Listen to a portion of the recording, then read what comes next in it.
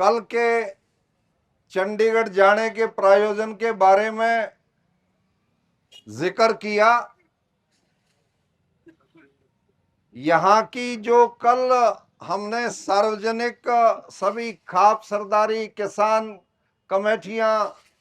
और जितनी टोल कमेटियां थी, हमारी जो इस संघर्ष को चलाने की कमेटी थी और जितने भी सामाजिक राजनीतिक संगठन भाई थे, सब ने इजाजत दी थी और कहा था कि आप लोग जाओ। जो बातें वहां पे हुई, उन सारी बातों को लेकर के दोबारा से उन सारी सरदारी के साथ हम अलग से अब आधा घंटा से बैठे, क्योंकि मैंने माननीय मुख्यमंत्री जी से हम सब ने ये बात रखी थी कि जो बात यहां होगी, हम पूरे हाउस की अप्रूवल के साथ समाज का फैसला लागू करके आगे बढ़ेंगे। और वैसा ही हमने तरतीब वाइज इस विषय को लेकर के सारे हाउस की सारी सरदारी की अप्रूवल के साथ जो कल रात को और आज वापसी आते वक्त तक जो चर्चाएं और जो फैसले हुए हैं, मैं सारे समाज के बीच में और पूरी प्रेस के बीच में आप लोगों के सामने रखना चाहता हूं। माननीय मुख्यमंत्री जी और उनके अधिकारियों के बीच में लगभग हमारी 11:15 बजे बैठक शुरू हुई थी। वो भी हारे थके अपने शेड्यूल से आए थे, उसके बावजूद उनकी ललक और लगन ये थी कि विषय को जितना जल्दी तय कर दिया जाए उतना अच्छा है। और उसी रूह से उन्होंने सारी बातें जब रखी, तो हमने अपनी शुरुआत इस बात से की थी कि माननीय मुख्यमंत्री जी, वहां पे पूरे समाज में इस बात का कहीं ना कहीं सवाल आया कि सरकार से जुड़ी हुई पार्टी और उसके नुमाइंदे इस तकलीफ में जुड़े नहीं। और आपने भी वहां हिसार के अंदर जब आप गए तो हमारे लोग मिलने के लिए गए, और उसके बाद में फांसी का जो विषय था वो सारी बातें बढ़ी, तो उस पे भी उन्होंने बहुत संवेदनाओं के साथ, बहुत भारी मन के साथ हमारे बीच में उसका विषय रखा। एक सवाल रोज प्रेस के अंदर उठा, हमारी धरना कमेटी और संघर्ष समिति ने हमेशा ये बात कही कि जब तक गिरफ्तारियां नहीं होंगी, जब तक ये धरना और सब कुछ जारी रहेगा, संस्कार नहीं होगा। उसके ऊपर हमने बहुत अच्छे से स्पष्टीकरण वहां पे चर्चा की। सबसे पहले जब डिले का कारण आया तो तुरंत एडीजीपी ने वहां मुख्यमंत्री जी के हमारे बीच में सुझाव रखा कि 10-10 टीमें जो इतने लगातार समय से काम कर रही हैं, उनकी थकावट और उनका लंबा काम, उनको थोड़ा सा बदल भी देंगे। और एसटीएफ की जो बहुत तेज तरार अच्छी टीमें हैं, इन बची हुई गिरफ्तारियों के लिए उनको पुराने उनकी तफ्तीश को साथ शामिल करते हुए बहुत त्वरित तरीके से उन बची हुई गिरफ्तारियों को करने का काम करेंगे। जब ये विषय हमें संतोषदायक लगा, तो उसके अंदर सवाल ये था कि क्या इनको कोई राजनीतिक संरक्षण था। माननीय मुख्यमंत्री जी से स्पेसिफिकली जब हमने ये सवाल किया, और मैंने कहा कि उचाना के आपके विधायक का जिक्र आता है मुख्यमंत्री जी, और पूरे समाज का शक इस बात की तरफ गया कि वो किस प्रकार से इसमें गिरफ्तारियों में मदद नहीं हो रही है, तो उन्होंने कहा कि मैंने खुद विधायक जी को बुलाकर ये कहा कि आपके परिवार की तरफ सवाल है तो आप ये गिरफ्तारियां कराओ। तो उन्होंने कहा कि मेरा इससे कोई ताल्लुक नहीं है, और उन्होंने बयान भी उसके बाद में अखबार में दे दिया, जो एक स्पष्टीकरण हमारे सामने आया। और उसमें दूसरी जो बात थी कि यदि कोई गिरफ्तारियों का विरोध या सिफारिश की बात होती, तो जो अभियुक्त फरार है, जो अपराधी है, उसकी धर्मपत्नी और परिवार जब अंदर गया था तो उसको भी बचाने का काम सरकार की तरफ से कहीं सवाल नहीं आया। तो हमारी उसके ऊपर भी माननीय मुख्यमंत्री जी ने जो इसके ऊपर ये विवेचना हुई, तो कमेटी का सारा हमारा पेटा उससे भरा कि ये जो गिरफ्तारियां डिले हुई हैं वो एक प्रोसीजर लैप्स है, और उस प्रोसीजर लैप्स को हम ये कहेंगे कि कोई 3-4 आदमी इकट्ठे कहीं दुबक के बैठ जाएं, मोबाइल इस्तेमाल ना करें, कहीं से खाते का यूज ना करें, तो कमेटी के लिए मुश्किल हो जाता है। तो ये बात तय है कि बचे हुए जो लोग हैं उनकी गिरफ्तारियां 100% होंगी और भगोड़े की दफा उनके साथ ऐड हो जाएगी और वो किसी भी संरक्षण के पात्र नहीं होंगे। ये बात भी मैं धरना इस अफसोस सभा के अंदर आपसे शेयर करना चाहता हूं। ये विषय जब गिरफ्तारियों से मुतल्लिक बहुत साफ गोई के साथ सरकार की तरफ से आया, उसके बाद में हमने ये कहा कि परिवार में जो हमारी बेवा होगी, हमारी विधवा बेटी का भविष्य, परिवार के भविष्य के लिए सरकार विचार करे, तो उसके ऊपर भी बहुत अच्छे तरीके से माननीय मुख्यमंत्री जी ने ये बात कही कि उस बच्ची को क्वालिफिकेशन के मुताबिक रोजगार की तरफ बढ़ाना और परिवार को संरक्षित करते हुए परिवार की आजीविका को, भविष्य को सुनिश्चित करने के लिए जो भी सामाजिक व्यवस्था से मदद करवाई जा सकती है, वो कोई फिगर तय नहीं, वो भी उन्होंने आश्वासन दिया। और वहां बैठे 1-2 सामाजिक लोगों को उन्होंने इशारा किया कि आप इस बात को जरूर देखना। तो वो विषय भी हमारा जो हमारी मांगों के अंदर शामिल था, उसकी तरफ भी आज हमने जो चर्चा की उसमें संतुष्टि की तरफ हम बढ़े। अगला विषय ये था, 4 तारीख के बाद जब भी हमारे समाज के लोग, चाहे वो हमारे गोत्र के थे, चाहे बेटी के गोत्र के थे, और चाहे हमारे जितने भी संगठन थे जिनको समाज में दर्द हुआ और वो 4 तारीख से इकट्ठे खड़े हुए, उस वक्त से येन केन प्रकारेण जो भी पर्चे दर्ज किए गए और 14 तारीख के हमारी जो बंद के आह्वान हुए और 15 तारीख का जो एक दुर्भाग्यपूर्ण हालात बनी जिसमें परिवार ने, समाज ने आक्रोश के अंदर ये कहा कि मुख्यमंत्री जी हांसी में झंडा लहराएं और यहां लाश का संस्कार भी ना हो, ये बात गंवारा नहीं है। इस बात को लेते हुए कि अब अपनी बात का प्रदर्शन हांसी में करेंगे ताकि हमारी बात को पूर्ण रूपेण सरकार समझ सके और उसकी कानों के ऊपर जूं रह सके। ये बात भी बहुत स्पष्ट तरीके से बताई गई। मुख्यमंत्री जी ने भारी मन से कहा कि मैं ये चाहता था कि मैं हांसी में ना जाऊं, तो प्रशासन ने कहा कि ये जो फैसला जिले का हुआ था तो आप इस प्रकार से मना ना करें, हम आपकी व्यवस्था, सरकार की व्यवस्था और झंडे के सम्मान के लिए हमें बैकआउट नहीं करना चाहिए। और यहां भी उन्होंने संदेशे देने की कोशिश की जो ठीक से कन्वे नहीं हुए, और वो जो कॉल थी वो टली नहीं। और कॉल हमारी सिर्फ इतनी थी कि हम जहां तक पुलिस रोकती है वहां ये प्रदर्शन करके आ जाए कि जीवन के हत्यारों को गिरफ्तार करो, जीवन की हत्या को न्याय दो। इतनी बात कह करके हमें लौटना चाहिए था, लेकिन उधर से रोकने वालों का भय और इधर से जाने वालों की भावनाओं के टकराव के अंदर कुछ केसेस भी दर्ज हुए, हमारे कुछ पुलिस के भाइयों के भी लगी और हमारे आंदोलनकारियों को भी बहुत लगी, पर्चे दर्ज हुए। उसके ऊपर भी, हालात के ऊपर खेद प्रकट हमारी तरफ से भी, और सरकार ने भी इस बात को माना कि वो सिचुएशन भी अवॉइड होनी चाहिए थी, और इसीलिए उन्होंने ये आदेश दिया। आज हमारे साथियों की जमानत का विषय जो सेशन ट्रायल से हट करके उसमें जो संगीन धाराएं, क्यों किसी के हाथ में डंडा नहीं था, सोटी नहीं थी, कोई किसी के ऊपर अटेम्प्ट टू मर्डर की बात नहीं थी, तो वो बात को दिमाग में नजर रखते हुए हटा दिया, 152 की दफा हटा दी, जिससे हमारे साथियों की जमानत आज संभव हुई। और दूसरा विषय ये आया कि एक एप्लीकेशन में सरकार इस बात को, केसेस के विड्रॉल की बात करे, वो हमने 4 तारीख से लेकर के 15 तारीख तक जीवन के प्रकरण से जुड़े हुए सभी विषयों को और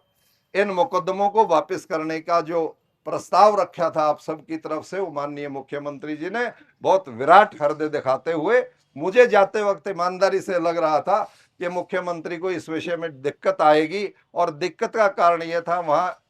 पुलिस अधिकारियों के मुंह से बात भी निकली कि कहीं ना कहीं फोर्स का डेमोरलाइजेशन आ जाता है, तो पुलिस वाले खुद एतराज करते हैं कि जी हमें हटाते भी हो और पीछे भी हटाते हो। लेकिन जो हालात थे, जो माहौल था, ये कोई मांगे लेकर के लोग नहीं गए थे, ये अपनी हत्या का न्याय मांगने के लिए गए थे। तो इस बात के ऊपर माननीय मुख्यमंत्री जी की और सरकार की पूर्ण संवेदना परिवार के और समाज के साथ थी, और इसी कारण उन्होंने ये बड़ा विराट हृदय उसमें दिखाया। तो ये जो सारे विषय थे, जिसमें केसेस विड्रॉल की बात है, परिवार को न्याय देने की बात है, परिवार को सहारा देने की बात है, वो बहुत साफ गोई के साथ मानी गई। और इन बातों के अंदर माननीय मुख्यमंत्री जी ने मुझे विशेष तौर से उलाना दिया कि परिवार में डेथ थी और छत्रपाल तेरा फर्ज था मेरे से बात करने का। मैं उनकी इस बात को मैंने स्वीकार किया और मैंने सफाई दी कि जब मेरी टीम, हमारे परिवार की टीम जब आपसे मिलने के लिए वहां गई थी, मैं धरना स्थल की तरफ आ रहा था, हमारे साथियों ने जब मुझे फोन किया कि मुख्यमंत्री आज यहाँ, मुझे जानकारी में नहीं था, तो मैंने कहा मैं आ रहा हूं। तो उन्होंने कहा कि आप अब पहुंच नहीं पाओगे, वो जल्दी में, इनको जाना भी है। तो उस पर भी उन्होंने बाद में कहा कि मुझे पूर्ण सूचना पहले से होती तो मैं आए हुए साथियों के साथ ज्यादा संवेदना से बात करता, और मैंने कहा कि इनके साथ कमरे में बैठ के बात करता और डिटेल में मैं एक करके आता। तो ये बात भी माननीय मुख्यमंत्री जी की, तो मैंने भी निश्चित तौर से कहा जी आप भी मुझे फोन कर सकते थे। खैर वो आपसी बातें थी, तो मुख्यमंत्री की व्यस्तताएं होती हैं। तो उन्होंने जो मैसेजेस दिए, जो उनके पार्टी के पदाधिकारी, ओहदेदार या कहीं कर्मचारी अधिकारी थे, वो ठीक से धरना के जो संचालक थे,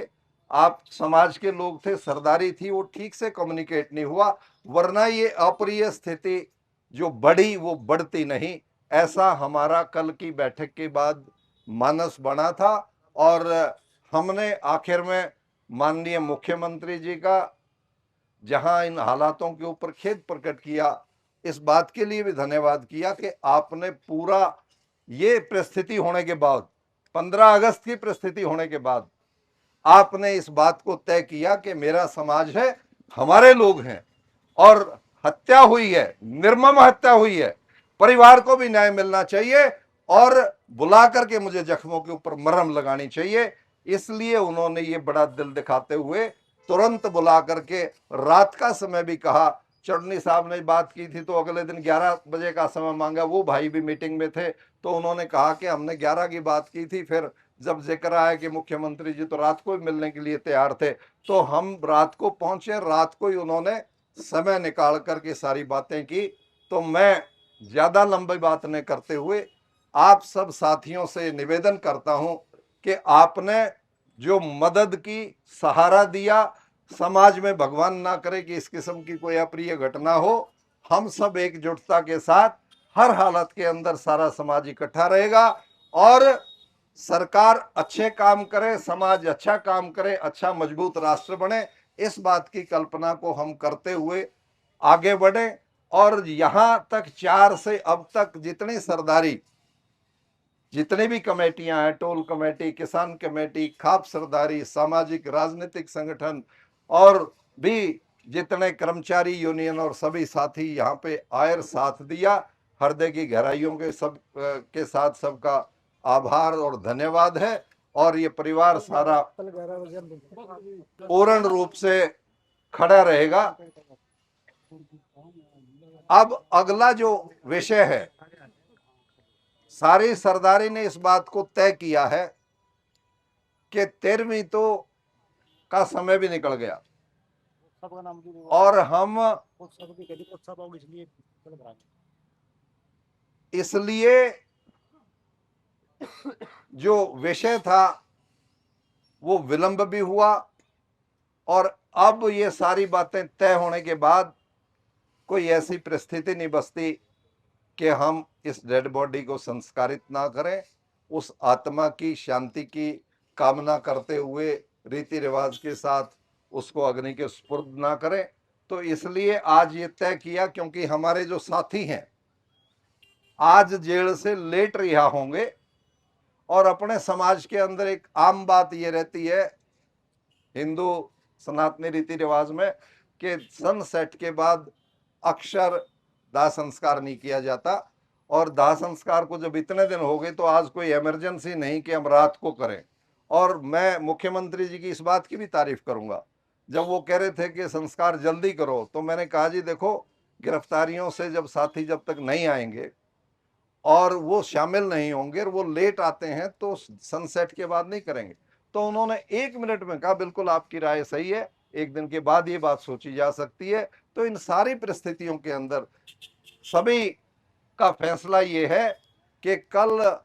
10 बजे, कुछ साथी 11 कह रहे हैं, कुछ 10 कह रहे हैं, तो हमने सुनो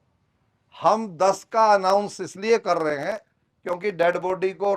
रिसीव करना है। वो परिवार के लोग सुनिश्चित करेंगे जिन्होंने वहां पे डेड बॉडी को रखवाया था, पोस्टमार्टम के विषय की बात थी, वो लें, उसको लेकर के गांव की तरफ चढ़े। और 10 और 11 के बीच में, दोनों की बात कह रहा हूं मोटे तौर से, क्योंकि घर से सारी प्रक्रियाएं करके लेके चलना होता है। जो भाई घर पे पहुंच जाता है, कुछ सीधा शमशान घाट पहुंचता है, तो ये 1 घंटे का अंतराल रहता है। तो आप अपनी अपनी व्यवस्थाओं को देखकर किनाड़ा गांव, जहां भाई जीवन का जन्म स्थान है, किनाड़ा के अंदर हमारे बड़े गांव का नाम पावड़ा है, तो उन 5 गांवों के उस किनाड़ा गांव के अंदर कल 10 और 11 के बीच में भाई का संस्कार करने का निर्णय हुआ है, सबकी सहमति से हुआ है। और मैं सभी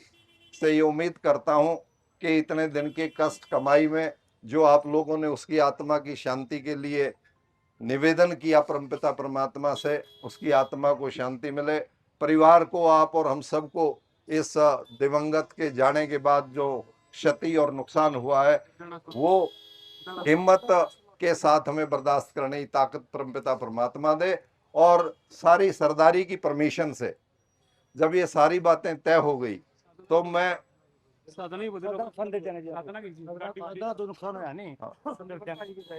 ये हौसला, ये बात कहने से पहले,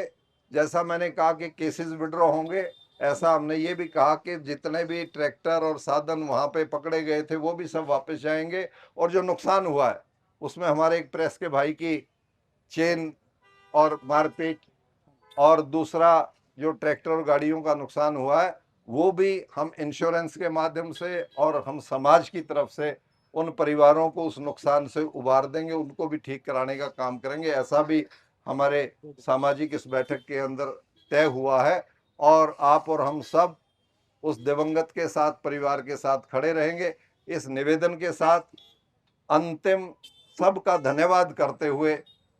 मैं इस बात के लिए भी घोषणा करता हूं आप सबकी परमिशन से कि ये धरना शोक सभा यहाँ के स्थान से आज अब से समाप्त हो गई। और इसके बाद संस्कार के बाद में जो परिवार की प्रक्रिया है वो रस्म पूरी हो जाएगी। और हम जो ये डिसीजंस हुए हैं ये लागू और कैसे होंगे, इसके बाद भाई की 13वीं के बाद